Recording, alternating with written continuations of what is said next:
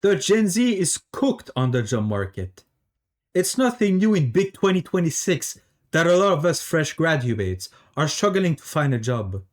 Hell, even an 18-year-old wanting to get a minimum wage has to have between 2 to 5 years of experience. Have you ever tried applying to tons of jobs only to get ghosted by half of them and turned down by the other half? Getting an interview seems like a huge win in and of itself. Why is that? So many things.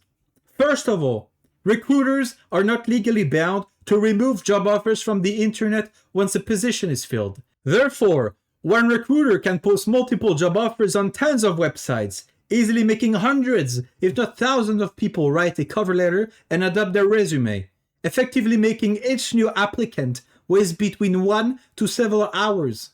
They could have spent this time applying for jobs that will value them, or caring and bonding with their family or friends, or even work on their own mental health.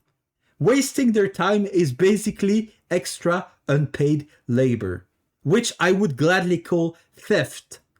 This should, in my view, be legally addressed and fined with a $1,000 starting penalty, scaling based on a percentage of the company's revenue. This will prevent big corporations from treating a fine as a commonality. If they believe that their recruiters are overworked and cannot do this, then give the job offer removal task to another position, or better, hire someone else. Another issue is AI made it absolutely insufferable to write a cover letter for a job. Everyone is spamming AI-made resumes and cover letters, which floods the inbox of recruiters with significantly higher quality language cover letters than what most people would ever present in interviews 10 or 20 years ago. Being well versed in the art of writing is not rewarded anymore. Yet, I do understand why people use AI to apply to jobs. It takes a long time to write a proper cover letter, and people are burnt out because they face rejections after rejections, sometimes getting interviewed by fraudulent or downright predatory recruiters. Their CV is getting roasted by machines assessing their quality, while giving no regards for who they are, neither as a human nor as a worker. My mother herself, pretty smart and strong-willed, said to me that if she had to do CVs like we do nowadays, and was in a job sector that was hard to get into, she would probably have no jobs and would struggle finding one. She's a nurse, mind you, so she's fortunate enough to be able to be safe out of work. My mother works in a city which speaks 2 languages, French and Dutch, and she's able to go by just fine speaking mostly French and babbling a little Dutch here and there. In my case, finding a job in communication almost always requires me to speak 3 languages to a C1 level. Here is the language scale to give you an idea of how ridiculous some standards are. Worse even, the recruiters do not even know what the language scale means. Many believe that C2 level, which is a pristine level of language that's close to, if not grammar level, is the standard. To give you an idea, if the average American took an English test, they would probably score somewhere between B2 and C1 level. Even I, who studied English for 5 years at university, do not have a C2 level. C2 is very rare and kinda overkill in the overwhelming majority of cases. That's how cooked we are, that recruiters do not even know the standards that they're assessing us with. Now here's the cherry on top. Imagine how hardcore it must be to get hired as a fresh graduate in recruitment. Who is hiring the recruiter?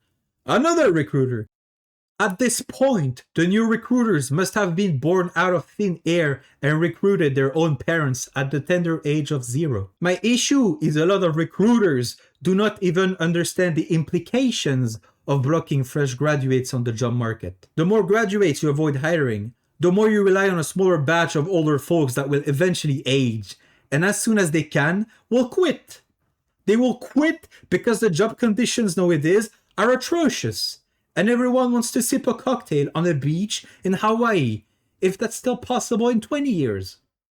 The results of this are clear. Younger generations are going to take more time to find a job and therefore develop skills later in their career, leading to a shortage of experienced younger generations. If you have to wait till you're 28 or 30 to get a job in marketing or communications, you are delaying by a solid 5 to 7 years your ability to get a 5-year level of experience. Soon enough, businesses are gonna find themselves having to resort to hiring younger generations that are less qualified than their parents at the same age. All of this because their opportunity to learn and grow got delayed. Corporations already have produced multiple generations of workers who actively despise and resent them. Each and every one of them have solid reasons to hold a grudge against the system. The millennials got to see their working and job search experiences severely worsen over the years as it was progressively harder for them to change jobs or even stay at their old one.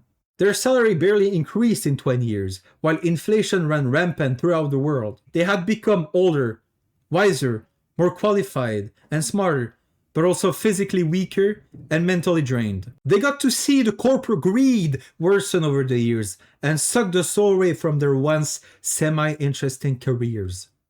All the while, the housing price was skyrocketing, as well as the price of pretty much anything dear to our hearts nowadays. Gen Z has it even worse.